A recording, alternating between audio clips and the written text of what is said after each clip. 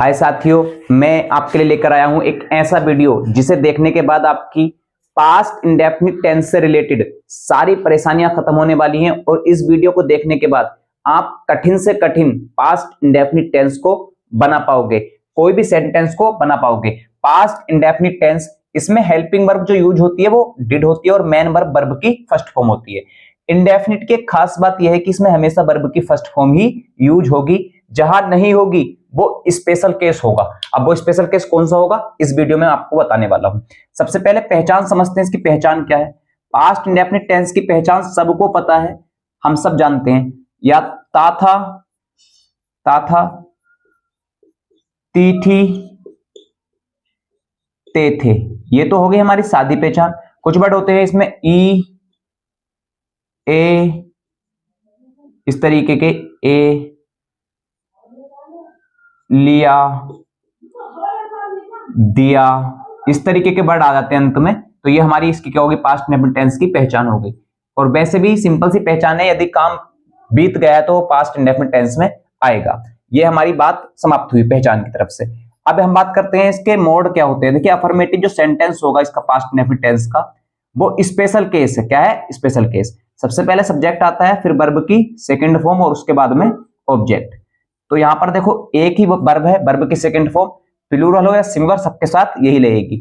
लेकिन अफर्मेटिव का मोड ऐसा नहीं होता है, subject, helping verb, main verb, object होता है। लेकिन यहां पर हेल्पिंग वर्ब है ही नहीं, तो ये स्पेशल केस है। अफर्मेटिव का मोड जो है वो अलग ही होता है। निगेटिव का मोड जैसा होता है वैसा ही होगा। सब्जेक्ट, हेल्पिंग वर्ब डिड है, उसके बाद में नोट लगा दिया जाएगा, फिर मेन वर्ब की फर्स्ट फॉर्म और फिर ऑब्जेक्ट। ये हमारा क्या हुआ, निगेटिव का मोड। और निगेटिव का मोड स्पेशल स्टैंडर्ड ऐसा ही होता है। इसके बाद आता है फर्स्ट टाइप। फर्स्ट टाइप का जो मोड होता है वो जैसा होता है स्टैंडर्ड वाला ऐसा ही रहेगा। सबसे पहले हेल्पिंग वर्ब आती है डू या डिड, उसके बाद में क्या आएगा, सब्जेक्ट, फिर आएगी हमारी वर्ब की फर्स्ट फॉर्म, उसके बाद में ऑब्जेक्ट। उसके बाद में चलते हैं हम सेकंड टाइप की तरफ। सेकंड टाइप में जो स्टैंडर्ड स्ट्रक्चर है हमारा, कैसा स्ट्रक्चर, क्वेश्चन वर्ड, उसके बाद में हेल्पिंग वर्ब डिड, और फिर हमारा सब्जेक्ट, और फिर हमारी वर्ब, उसके बाद में ऑब्जेक्ट। ये हमारा सेकंड टाइप का हुआ। देखिए, निगेटिव का स्ट्रक्चर यही रहेगा हमेशा, बस हेल्पिंग वर्ब और मेन वर्ब बदलती हैं। फर्स्ट टाइप का स्ट्रक्चर यही रहेगा, हेल्पिंग वर्ब और मेन वर्ब बदलती हैं। सेकंड टाइप का स्ट्रक्चर यही रहेगा, हेल्पिंग वर्ब और मेन वर्ब बदलती जाएंगी। तो आपको सारे याद करने की जरूरत नहीं है, बस स्ट्रक्चर को याद करो और हेल्पिंग वर्ब, मेन वर्ब याद कर लो, काम पक्का हो जाएगा। अफर्मेटिव में दो जगह ऐसी हैं, प्रेजेंट इंडेफिनिट का अफर्मेटिव और पास्ट इंडेफिनिट का अफर्मेटिव, जहां हेल्पिंग वर्ब का यूज नहीं होता है। नहीं तो अफर्मेटिव का स्ट्रक्चर भी सेम ही होता है, subject, helping verb, main verb, object. यहां को सेंटेंस करेंगे फिर समझेंगे। सबसे पहला सेंटेंस, वह स्कूल जाता था, वह स्कूल जाता था, ये एक सेंटेंस है। तो यहां पर फुल स्टॉप, यहां पर विराम लगा हुआ है, यानी कि सेंटेंस क्या है, अफर्मेटिव। क्या है, अफर्मेटिव। अगर निगेटिव होता तो नहीं शब्द होता। यहां पर ये सेंटेंस क्या है, अफर्मेटिव। ही और जाने की स्पेलिंग होती है second form went to school, he went to school, ये एक सेंटेंस हुआ। अब समझते हैं इसको निगेटिव बनाते हैं। वह स्कूल नहीं जाता था, वह स्कूल नहीं जाता था, एक सेंटेंस ये है। देखो यहां पर विराम लगा हुआ है, यानी कि अफर्मेटिव हो सकता है या फिर निगेटिव। नहीं शब्द है तो निगेटिव।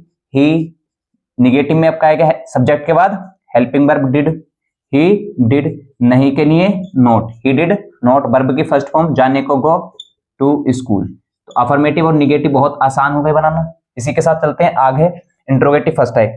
इसी को इंट्रोगेटिव फर्स्ट टाइप बनाते हैं। क्या वह स्कूल जाता था, क्या वह स्कूल जाता था, ये एक सेंटेंस है, इंट्रोगेटिव सेंटेंस है। शुरू में क्वेश्चन वर्ड है, यानी कि फर्स्ट टाइप सेंटेंस हुआ, इंट्रोगेटिव फर्स्ट टाइप। तो फर्स्ट टाइप का मोड ये है, इससे बनाएंगे। सबसे पहले हेल्पिंग वर्ब डिड, हमें सोचना ही नहीं है कि सब्जेक्ट सिंगुलर है या प्लूरल, हमारी एक ही हेल्पिंग वर्ब है, सभी के साथ ये रहेगी। सब्जेक्ट आए, उसके बाद सब्जेक्ट आएगा ही, डिड ही, वर्ब की first form go to school. ऐसा नहीं है कि इंट्रोगेटिव सेंटेंस हो तो सेकंड फॉर्म यूज कर देंगे, बिल्कुल नहीं, क्योंकि इंडेफिनिट में हमेशा वर्ब की फर्स्ट फॉर्म यूज होती है, जहां नहीं होती है वहां स्टार लगा हुआ है। एक और सेंटेंस, इसी सेंटेंस को इंट्रोगेटिव फर्स्ट टाइप बनाते हैं। वह स्कूल क्यों जाता था, वह स्कूल क्यों जाता था मतलब पास्ट की बात, था मतलब इंडेफिनिट। पास्ट इंडेफिनिट का क्वेश्चन मार्क लगा हुआ है बीच में, क्वेश्चन वर्ड क्या है बीच में, इंट्रोगेटिव सेकंड टाइप में सबसे पहले क्या आएगी, क्वेश्चन वर्ड की ही इंग्लिश लिख देंगे, वाई। अब आएगी हेल्पिंग वर्ब क्या है, एक ही हेल्पिंग वर्ब है did, why did subject he, verb की first form go to school, why did he go to school. तो इस तरीके से आप पास्ट इंडेफिनिट के टेंस बना सकते हैं, बहुत ही आसान है। इस छोटे से वीडियो में मैंने आपको पास्ट इंडेफिनिट टेंस बनाना सिखाया है। इससे आगे हम बात करने वाले हैं फ्यूचर इंडेफिनिट की, और वो भी मैं इतनी ही छोटी वीडियो में आपको सिखा दूंगा। देखते रहिए हमारे इस यूट्यूब चैनल को, सब्सक्राइब कीजिए, शेयर कीजिए वीडियो को ज्यादा से ज्यादा, और यदि आपको वीडियो पसंद आया तो और अपने फ्रेंड्स को सजेस्ट कीजिए कि वो भी वीडियो देखें, कुछ ना कुछ उनको भी फायदा मिलेगा। चलिए शुक्रिया, अगली वीडियो में मिलते हैं।